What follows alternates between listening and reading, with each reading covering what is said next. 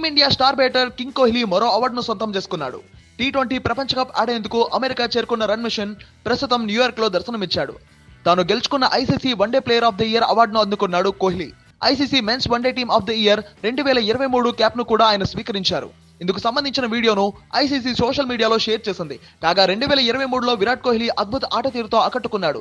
గత ఏడాది 27 వన్డేలో ఆడిన కింగ్ కోహ్లీ 1377 పరుగులు సాధించాడు. ఇందులో 6 సెంచరీలు, 8 అర్ధశతకాలు ఉన్నాయి. గత ఏడాది కోహ్లీ 166 అత్యుత్తమ స్కోర్ సాధించాడు. ఇక వన్డే వరల్డ్ కప్ 2023లోనూ రికార్డులు క్రియేట్ చేశాడు. సొంత గడ్డపై జరిగిన ఐసీసీ ఈవెంట్లలో 11 మ్యాచ్ల్లో కలిపి 765 పరుగులు సాధించాడు కోహ్లీ. టాప్ స్కోరర్ గా నిలవడమే కాకుండా వరల్డ్ కప్ సింగిల్ ఎడిషన్ లో అత్యధిక పరుగులు సాధించిన క్రికెటర్ గా చరిత్రకెక్కాడు. మొన్న జరిగిన ఐపీఎల్ టాప్ స్కోరర్ గా నిలిచిన ఆరెంజ్ క్యాప్ గెలిచిన కోహ్లీ ఇప్పుడు టీ20 ప్రపంచ కప్ 2024లో సత్తా చాటేందుకు రెడీ అవుతున్నాడు.